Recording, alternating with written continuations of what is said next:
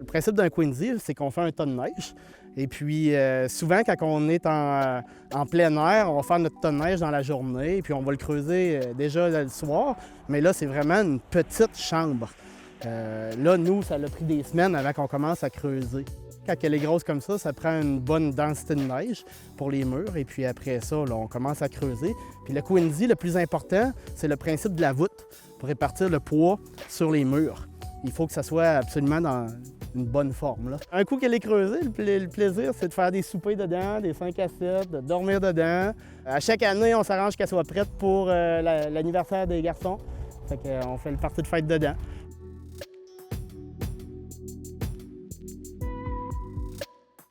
Quand on creuse, ben, on a notre bâton, là, on rentre un bâton de 6 pieds de profond. Ça en prend un en métal parce que c'est de la neige très durcie. Et puis on s'assure qu'on n'est jamais trop près de la paroi. Et puis il faut toujours, on commence de petit, mais il faut toujours avoir la forme de voûte. Fait qu'on creuse des couches tranquillement pour qu'elle garde sa résistance. J'ai toujours fait ça, là, depuis que j'ai l'âge peut-être de 10 ans. Et puis, j'en faisais à l'université, on en faisait en arrière des résidences, plus pour faire des parties.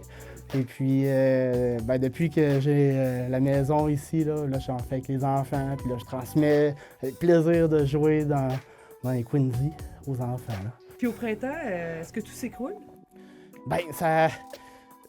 Non, en fait, ça reste, puis le mur du côté sud va commencer à percer avant même que le toit en porte-à-faux tombe. Puis là, on fait des paris. Quand est-ce que le toit va tomber, là?